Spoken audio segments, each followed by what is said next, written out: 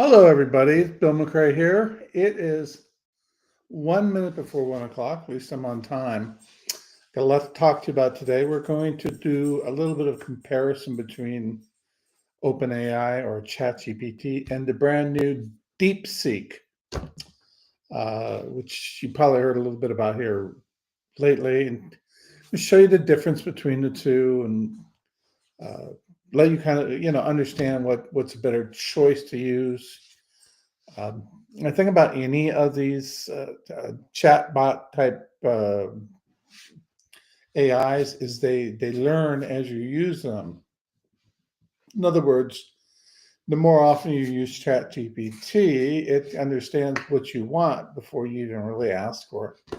I mean, like I'll show you here in a minute exactly how that works because I want things to be formatted in certain ways so I can use my old eyes to look at them and get a good understanding of what's going on. Now, before we get into that, my dog is right here. I say hi, Millie. Hi. There she is. She's a good girl, but she barks when somebody comes to the door, or if there's a cat or a big dog in the neighborhood or something like that. And we're expecting the dishwasher repairman to show up at any moment now to finish repairing our dishwasher. They were here yesterday. They didn't quite get it done all the way. So, yeah, at the end of the day, you're going to hear some loud barking. I'll have to get up and go let the guy in. I'm going to have to go pay him or something. So excuse the interruptions in advance, especially her barking because she's kind of a big dog, as you can tell. She's a great big old golden doodle. Say hi. Say hi. And she's like, oh, Dad, someone's coming. I can tell. I hate those. She really doesn't like the repairman. I was busy yesterday when they showed up, so my wife kind of took care of their needs when they came in to do. But they fixed it and everything's great. You just can't open the dishwasher, so they're coming back today to solve that problem. Anyway, we talked a little bit last week about this Stargate 1, or whatever they call it, which is the big $500 billion investment that all these companies are kind of pulling together to put together a great big gigantic databases and AI models to be able to start engineering mRNA vaccines to give people prevent cancer from happening. So if your blood type matches other people's blood types, they're just the conditions of it that's in their database that their AI can look at and go, oh, he's like this dude. Okay, so it's these genes that activate the cancerous growth. So we can de-engineer those by creating an mRNA that will come in and attack just those genes and prevent cancer from ever forming in you in the future. That is actually a pretty brilliant thing. I'm not sure how thrilled I am about mRNA vaccines. That's the same system they use for the COVID vaccine, and it's just like it's fooling around with the RNA, which I don't know whether that's good or not, especially in the hands of government. Governments, and it doesn't matter what side of the spectrum you're on, it's just evil in my mind. So you pick the least evil of it, and that's where I live here in California. In Texas. Thank God I don't live in California. I lived in California for 40 years, and then I happened to move here 9 years ago because I got married to a wonderful woman, and we're happy as a clam here. And I look at what that state's going through now, and I'm like, man, did we ever get out at the right time? That it just keeps going down, down, down, down, because of the policies. But let's talk about AI. I want to point out that these AI systems are persistent and persuasive, and they're omnipresent. They are everywhere. There's no such thing as privacy. I guess OpenAI has created a government uh, .gov type chat TP just for the government so that they can keep content secret from the public, which because they're afraid to let us see things because we might find out they're screwing us, which I totally believe they are, and I fight against all the time. But what are you going to do? So it's like even that. I don't think it's going to ever be private. I don't think there's hope in hell. DeepSeek is out of China, and so you can see the two sides. My neighbor coming. The two sides come at each other like this: China versus USA, and the U.S. wants to be the dominant force in AI, which it absolutely better be, just because it'd be a little bit more uh, in the name of good. And China wants it because they want to be in control of the people. And they see that as their way of protecting themselves. We're both doing it from our own selfish perspective, of course. The US has a different type of politics, different type of economy. And in China, it's a what we call a centralized control. So Xi Jinping controls everything about their people's lives: what to eat, where they work, what to do, how much they make, where they shop, what everything, everything. There's no free will. And in the States, there's the illusion of free will, but we can go change our jobs if we want. We can, thanks to X and the movement towards free speech, which is great. Um, we can say what we want for the most part. It's just as long as it's not illegal. If it is, then you're going to be in trouble because there is, like I said, there's just simply no privacy. Because even though this is sitting here, it's my grandson. So even though I have this phone on my desk and I don't have it on, it has speakers in it and it can hear everything I'm saying. And despite what you're being told, all of it's being streamed into some gigantic database.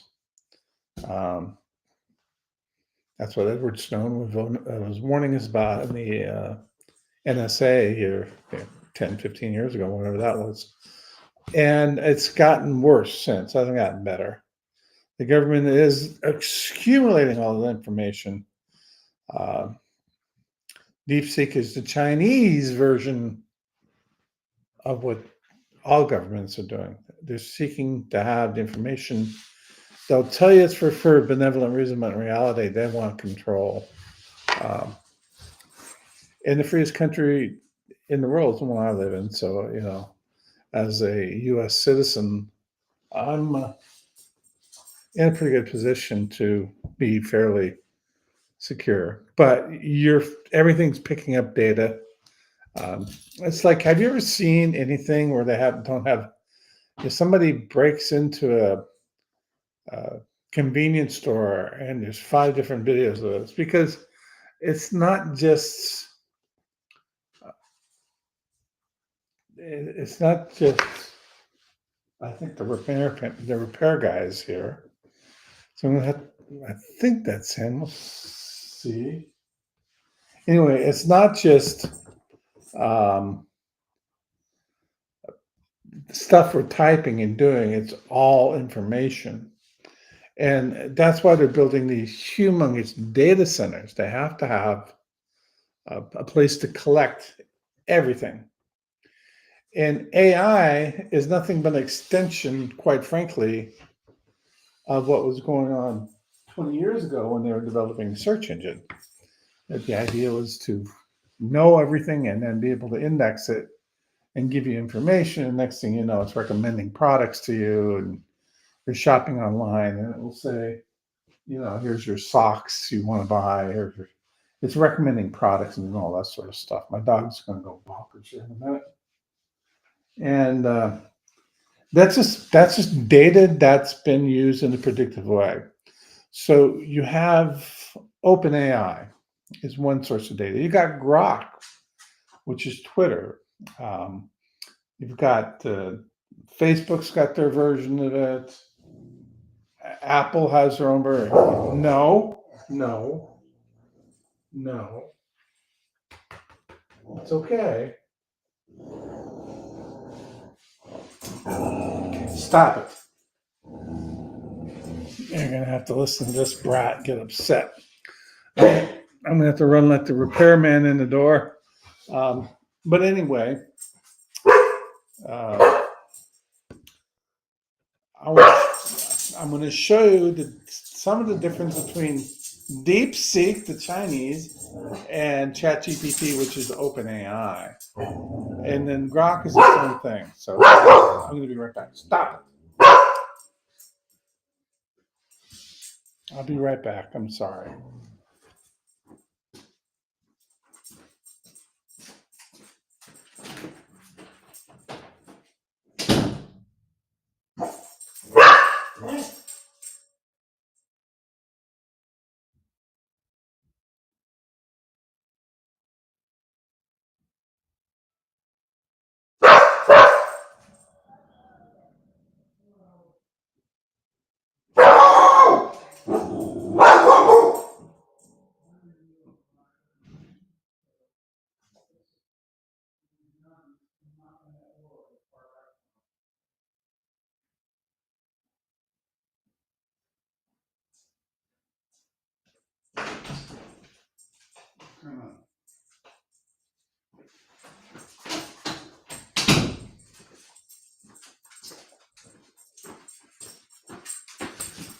So here's the funny thing. These guys were told that we'll come back and fix this. Well, it'll only be a minute. And they were told that I do this at 1 o'clock. And they said they won't be here between 1 and 2. And yet, here they are, right at 1 o'clock. At least it's getting looked at. Nothing worse than a dishwasher you can't open. So they're going to come bother me when it's time for me to settle up with them. So I apologize for that.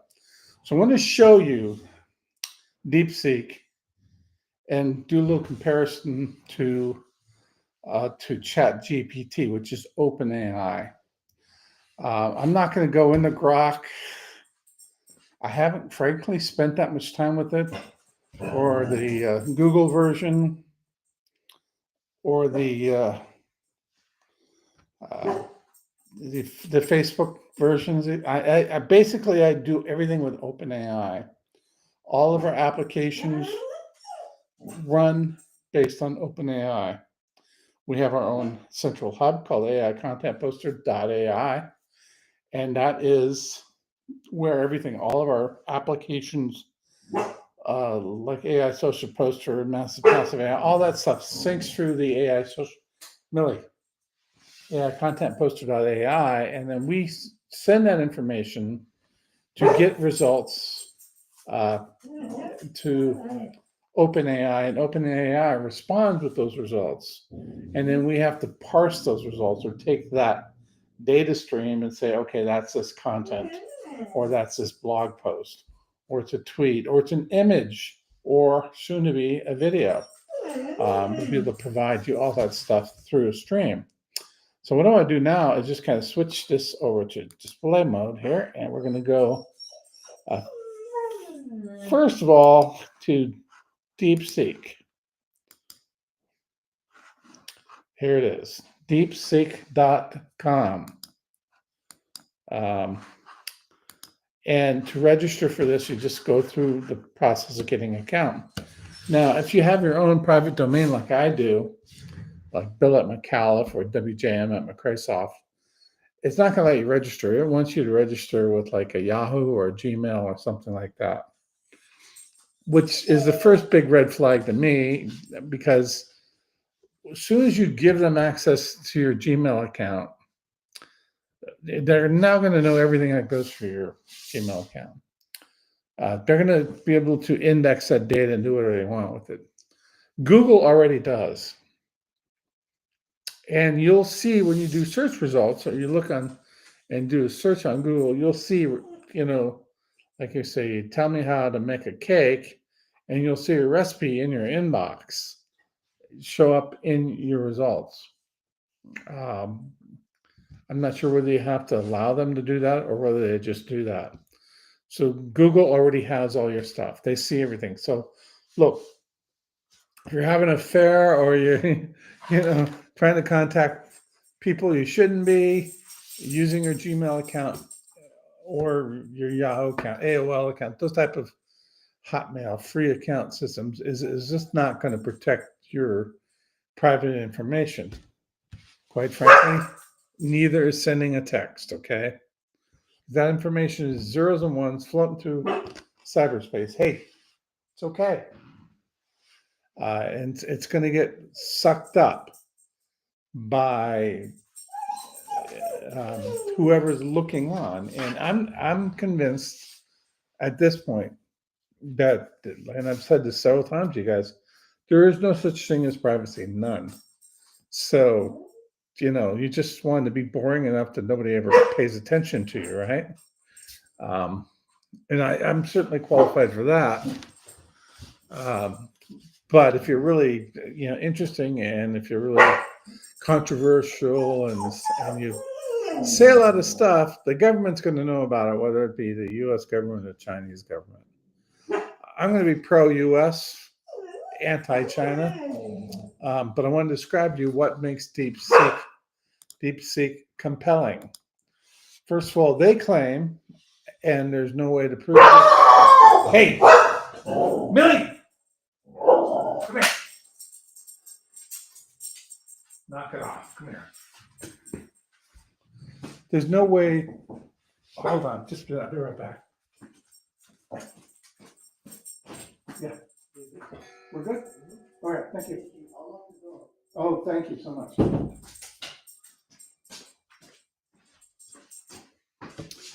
Okay. Good news. We're going to get a reprieve. They're done. They just got to head out the door. And then I'll let my dog out. He'll go out in the other room and bark. And I can get back to making you bored. So you have DeepSeek basically against ChatGPT. And DeepSeek is the front end of no. I'm going to let you out. Excuse me again.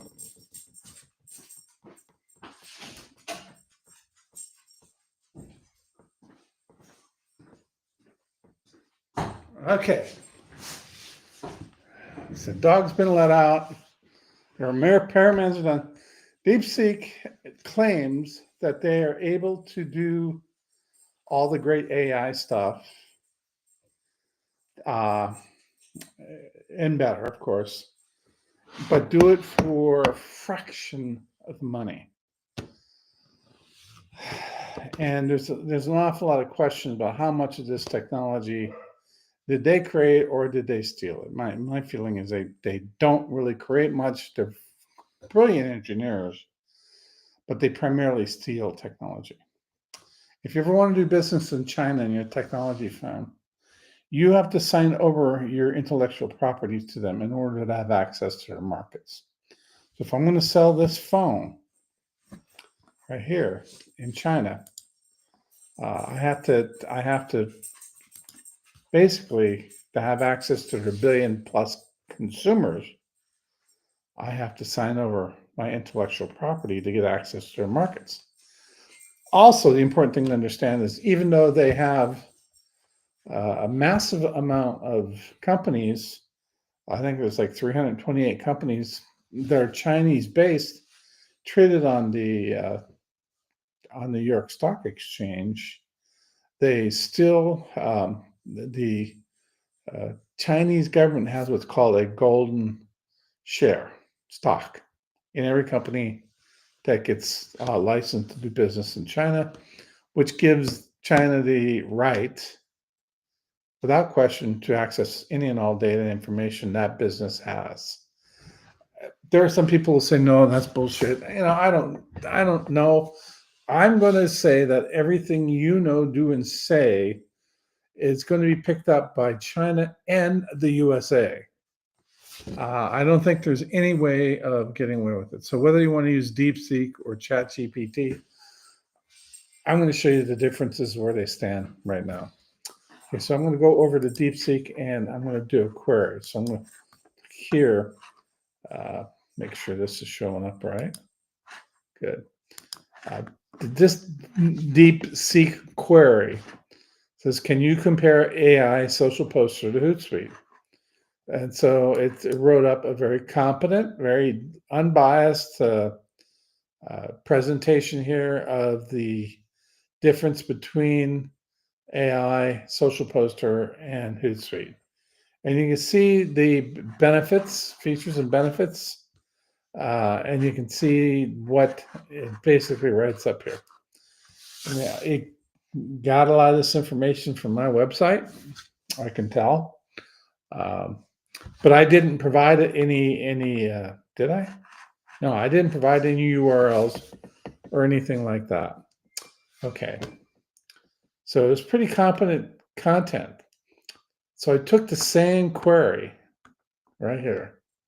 Can you compare AI social poster to Hootsuite? And I came over to ChatGPT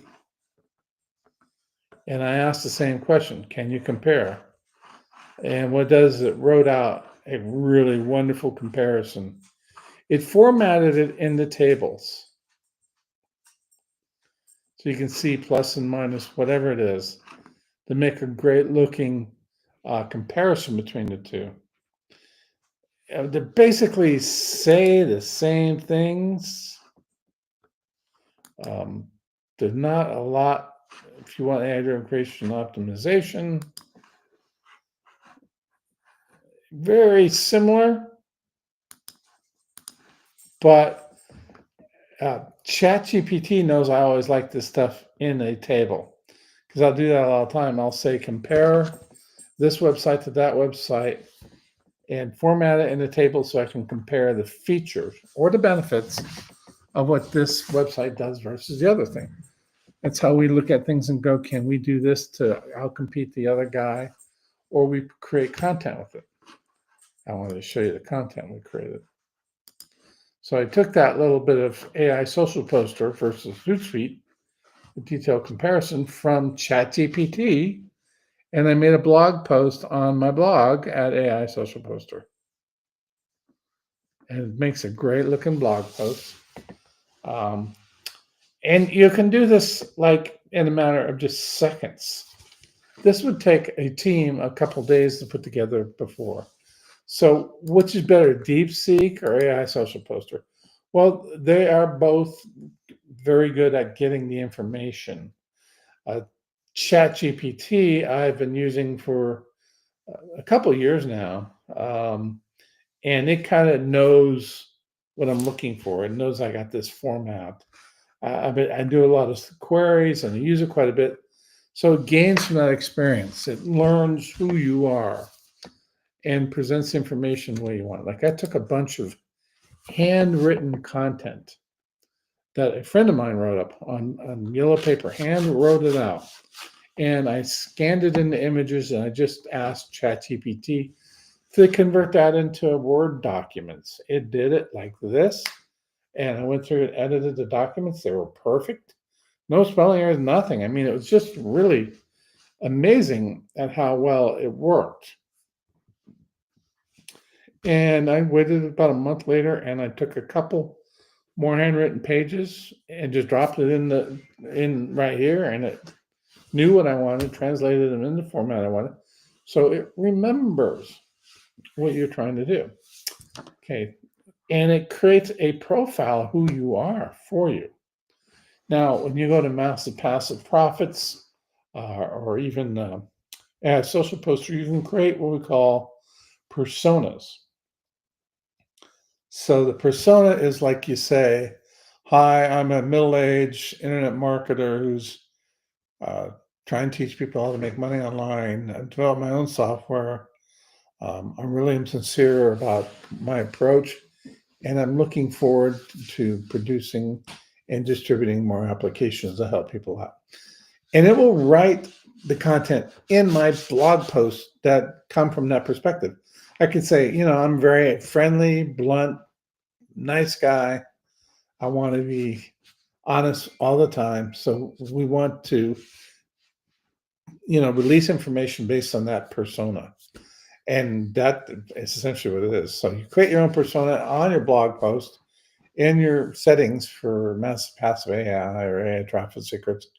And you're going to get that AI written content with your personality added to it.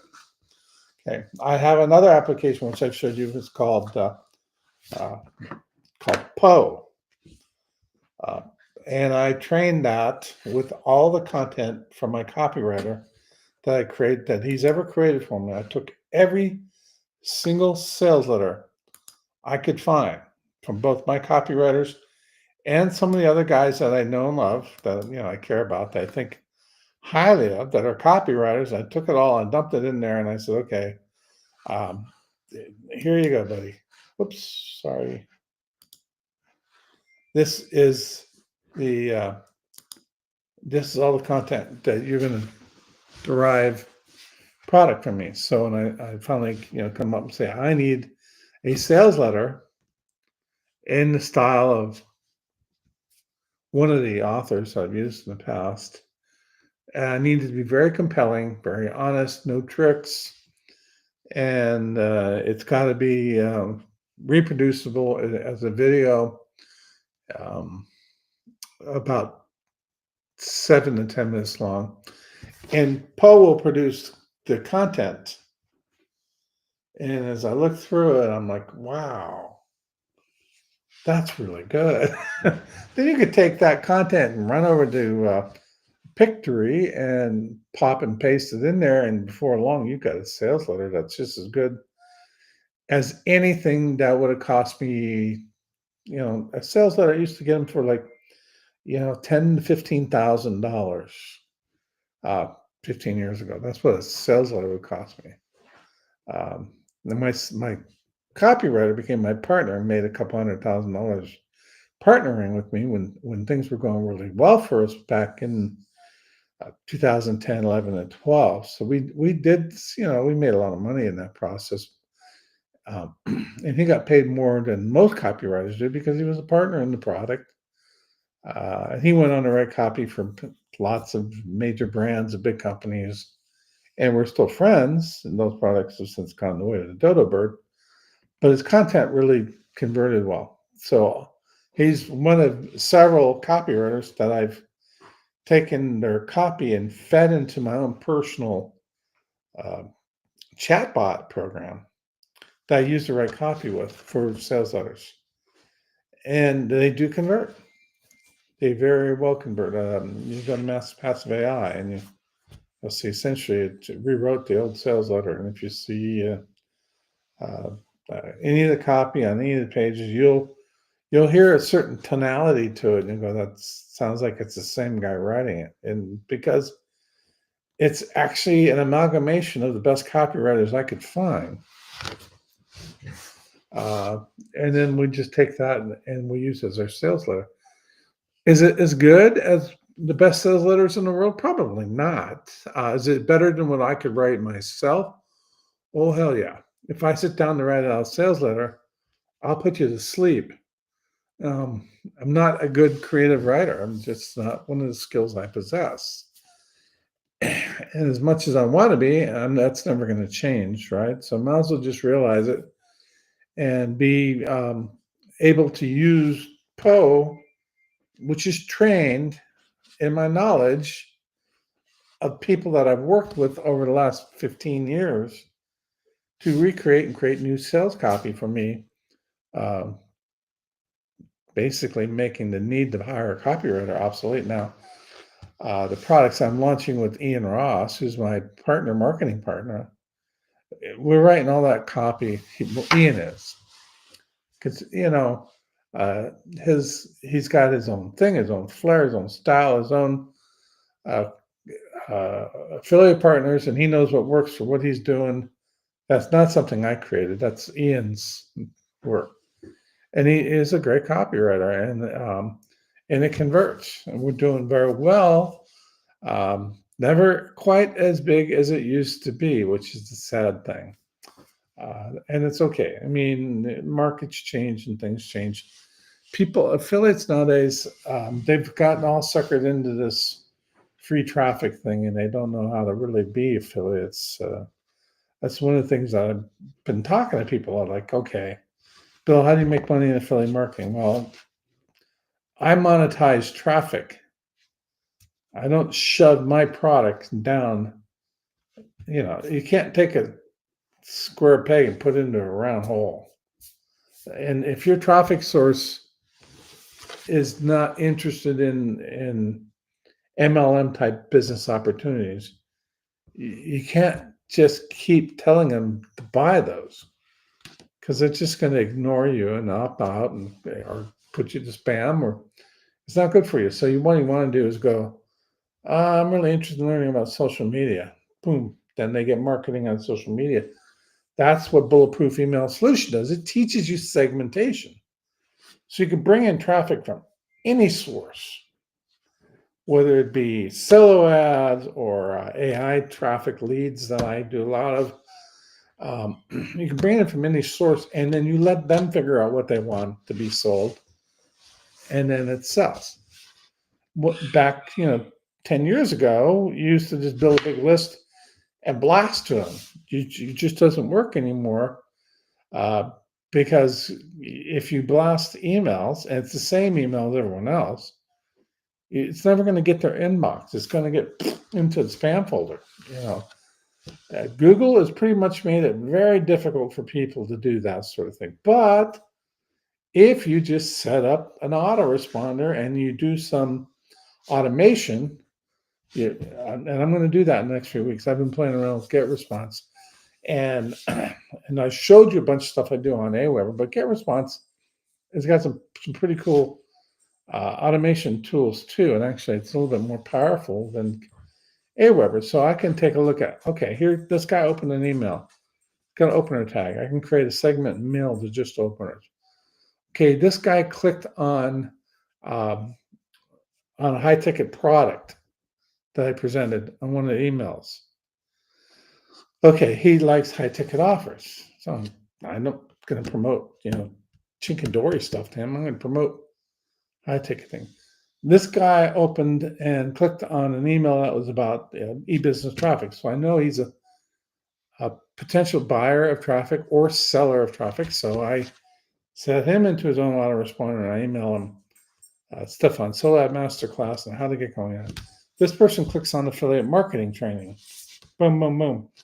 So I'm able to segment them into different things. So this cloud of leads and traffic gets funneled into where they want to be. Now, I see now where a lot of my friends are saying sales funnels don't work, and they are correct. They do not work.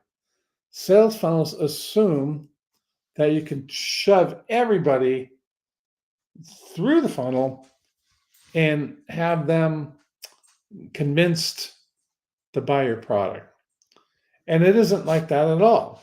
You can shove everybody into a front end of the funnel, but then you need to break it out into what are that list member's intent and curiosity is. So there's got to be some listening going on by the email marketer.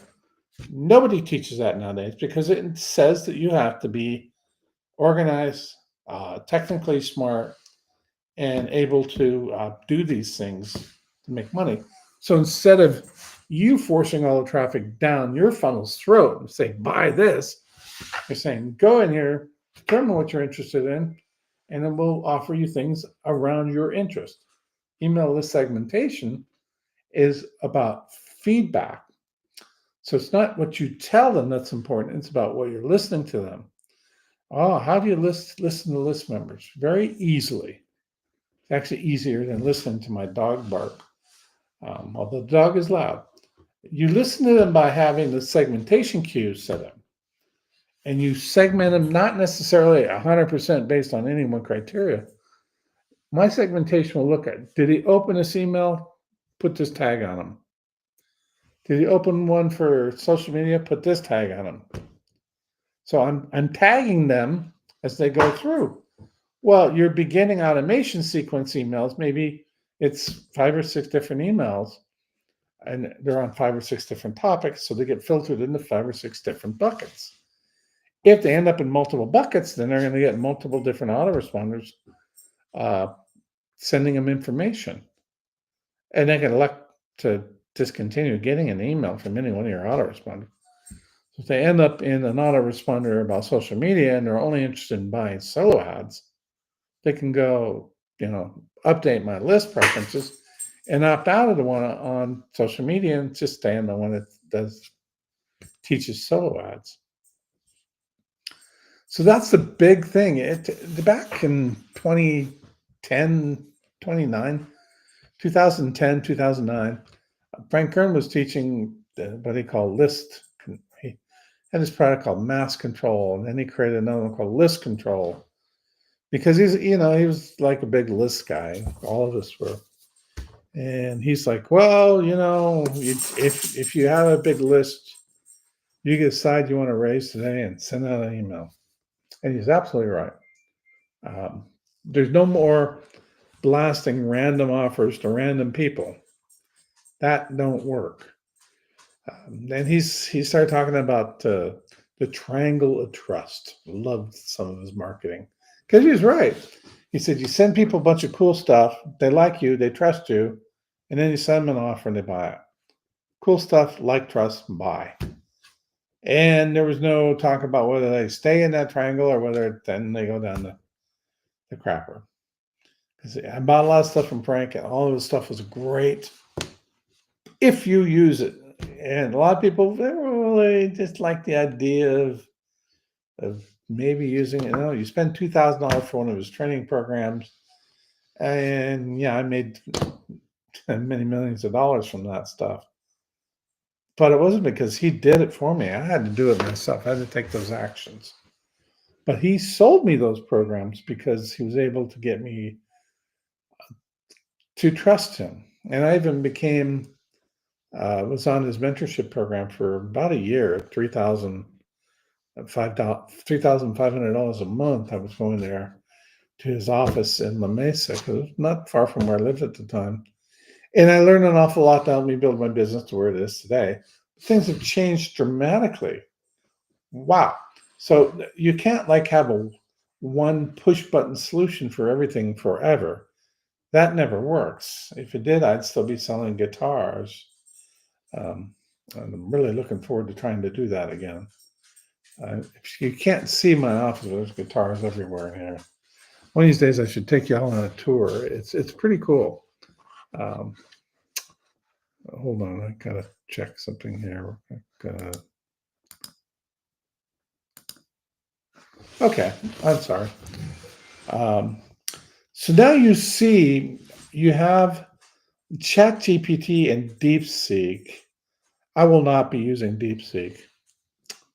I'll probably delete my account. I don't think it matters. There's no. If China wants to look at my Gmail account, like I said, it's going to be boring. Most of my business email goes to my personal domains. They wouldn't let you sign up at bill@mcalef.com or because they can't,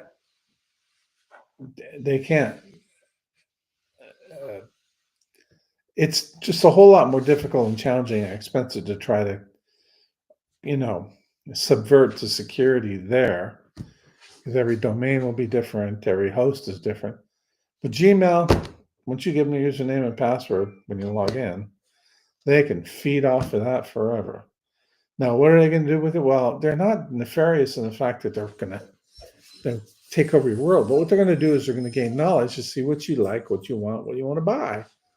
They're business people. They're very good at it too. And isn't that kind of what Amazon does and what Google does and what Facebook does? The money is in being able to provide consumers.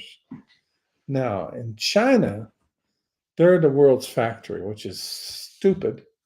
I've always felt that we should have built up the southern hemisphere instead of China.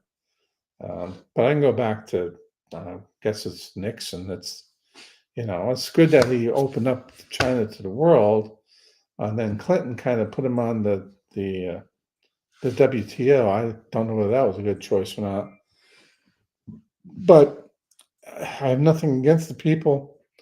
Back in the '90s, my dad and I owned a business called McAuliffe, and I still own it. That's my parent company, and we were the second largest importer of bamboo stakes in the world. I mean, we'd bring in 40 containers of bamboo a year, which is 4 or 5 a month. It's a lot of bamboo. It was a multi-million-dollar business for us. It was extremely profitable.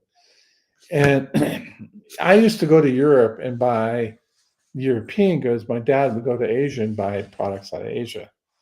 Well, they were still very strongly centralistic and communistic in the '90s. They hadn't opened up. They were pretty unsophisticated. So you'd buy in a load of bamboo, and there's garbage in there, things that are undersized, full of bugs, stuff you just can't sell farmers, right? So he went over to Fujian province, and would meet with them every year. And he never went over there with a chip on his shoulder about crap going on. They gave us a line of credit. We paid them on delivery. We had to order 6 months ahead of time. And the quality improved over the years of us buying the stuff into where we had superior quality bamboo, and we were buying it for half a cent and selling it for a dime. So it was very profitable for the business. We loved doing it. It was just a great thing. But Dad was treated like a king when he went to China. He would meet with the regional communist leaders, and they would have big dinners and parties and take him out to the farms and show him around. And they were very proud of the country. I think they probably should be, right? But it was very backwards, and they didn't have the big cities, and they've come a long, long, long way. Good for them. Good people. Never a problem with the people. The problem is with governments, including our own here in the States. It's gotten better here recently, but it's still got problems. As you can hear, my asthma kicking in right now. At least my dog got quiet. We got through the whole repairman showing up and all that. So that's all good news. And I'm happy that didn't destroy much. But DeepSeek is the Chinese version of ChatGPT. DeepSeek is the front end, just like ChatGPT. It's the front end to OpenAI. And Grok. Hey! No.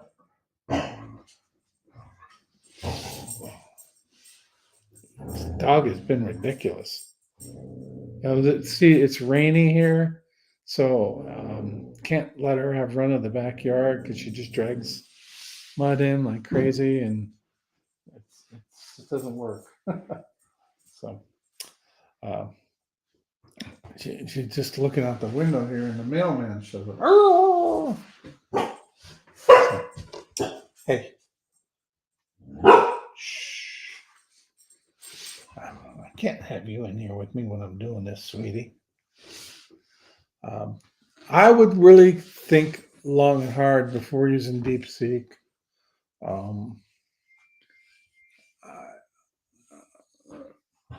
And like I've said, with ChatGPT, it's learned how I want to receive data. When I ask it to write articles, it knows how I want it written. I don't have to go through the process of training it, because you don't realize it. Every time you're using it, it's training you. Here, I had it write me an overview of DeepSeek.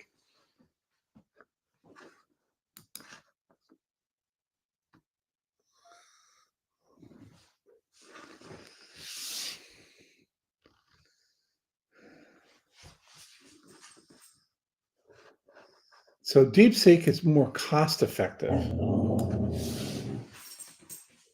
And so they're going to claim that they're going to be able to do for AI what they've already done in manufacturing. Do it faster, cheaper, and better. I don't know. We'll have to wait and see. I'm not a one world order guy. I'm more of a let's just be in our own countries and be friendly to everybody. Um, yeah, ChatGPT is in my mind better. I am using the 4.0. I'm not using with scheduled task yet.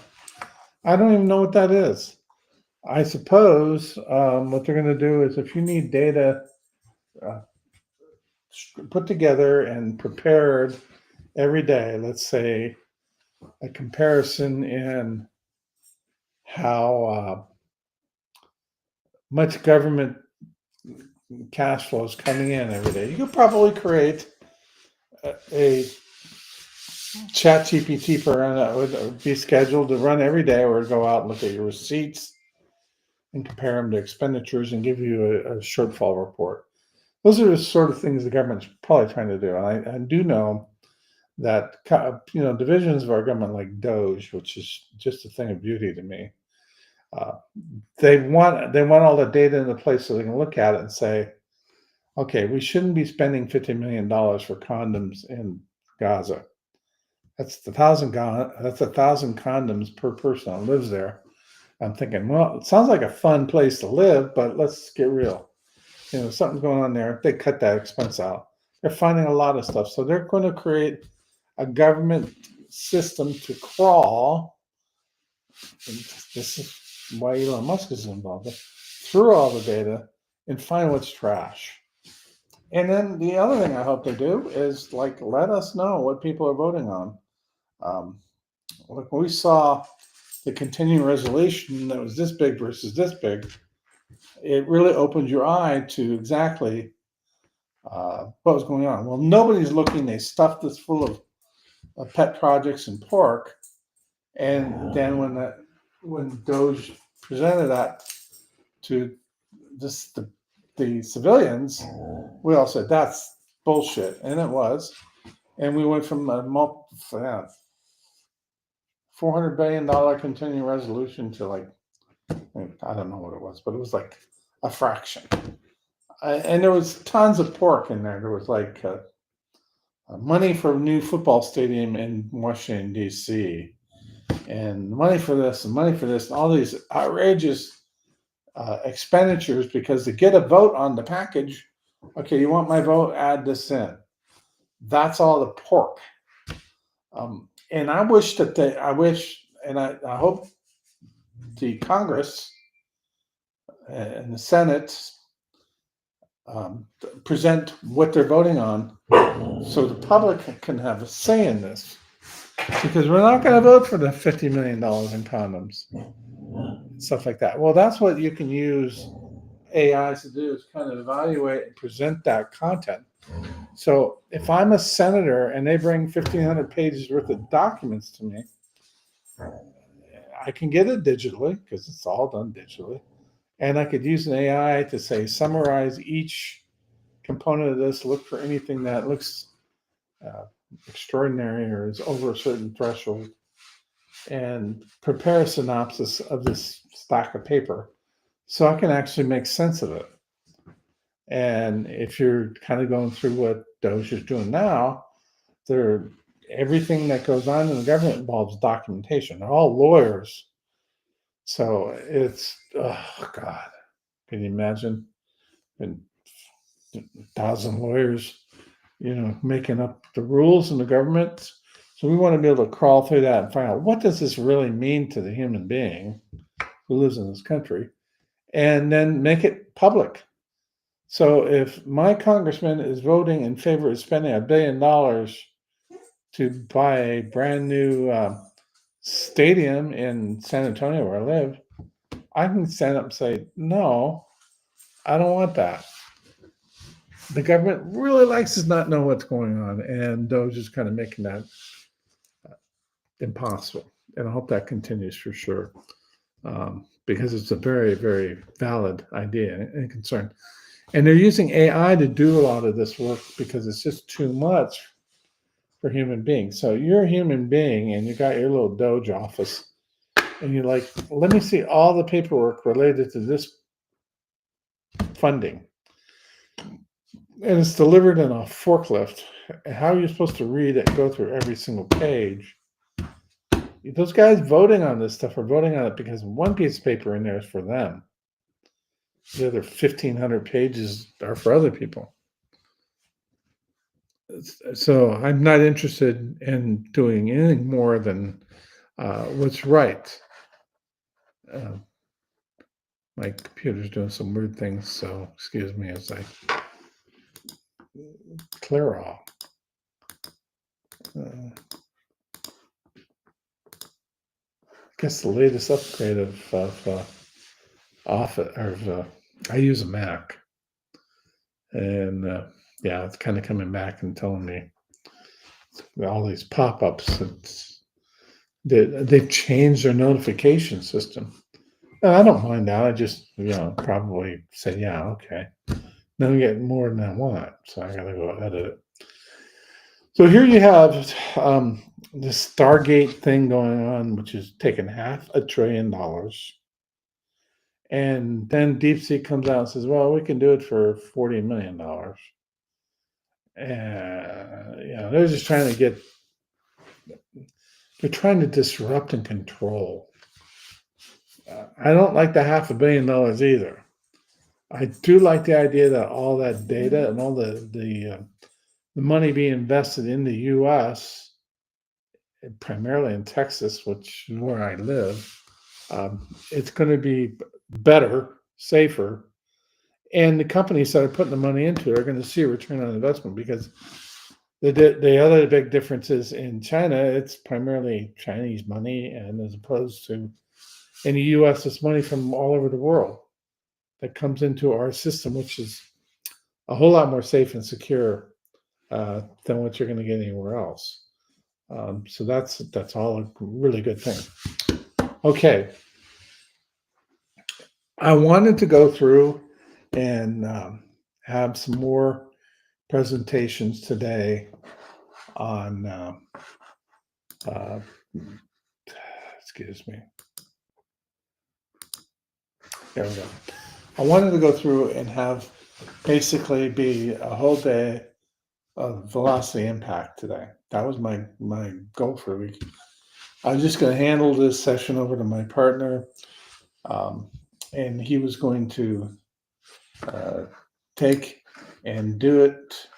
And unfortunately, Rick's mom got sick, and so Rick is not available today. Pray for her and him. Been through this myself, and it's a difficult time.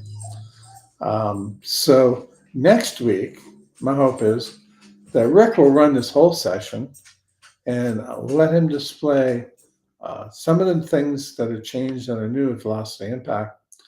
Got a fair amount of interest in it. It's a powerful program. It's one I use every single day. And I showed you how I use it. I use it in my social media marketing.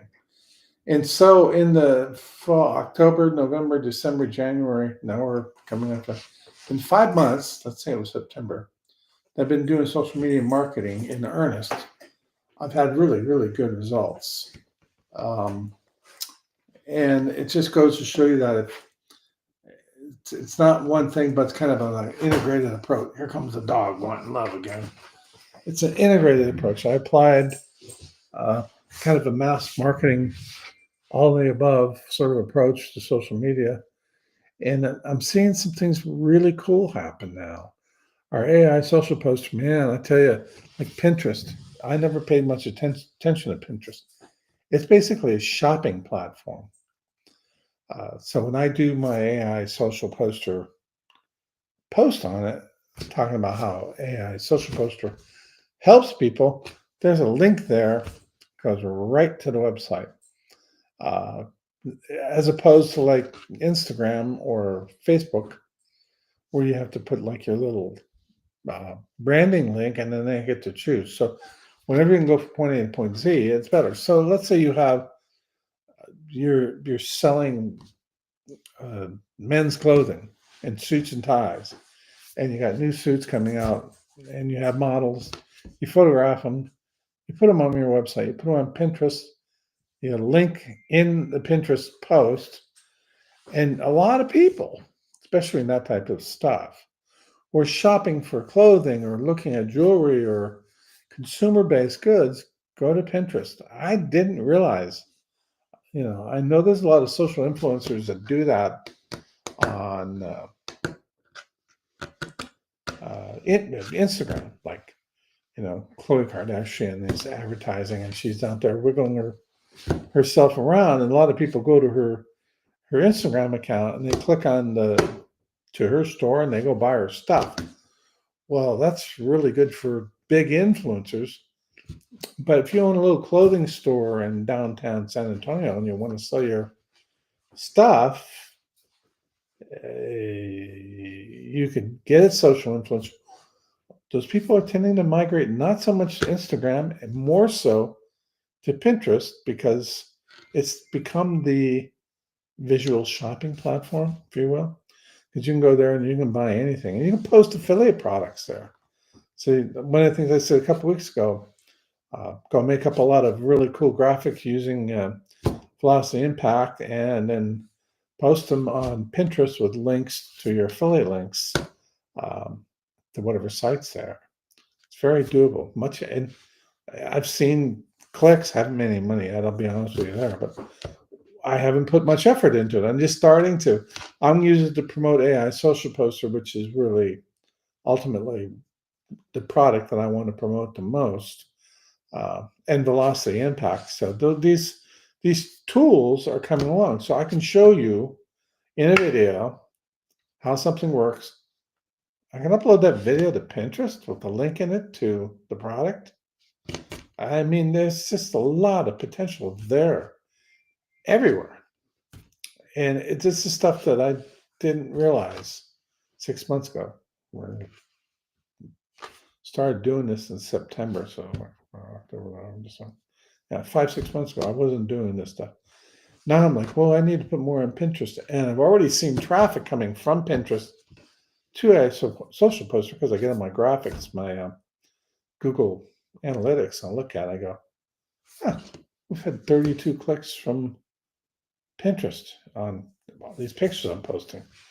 Shocked. Good tool. We're going to talk more about AI Social Poster following next week. We're going to work on Velocity Impact. We're still debugging AI Social Poster. Every time we turn around, we're finding that we want to add a new feature in, and it's like, every time you add a new feature in, everything kind of gets messed up, needs to be corrected, and once it's corrected, we're good to go. So I want you all to have a wonderful day, and appreciate you coming today. Thank you so much, and next week will all be about Velocity Impact. Take care.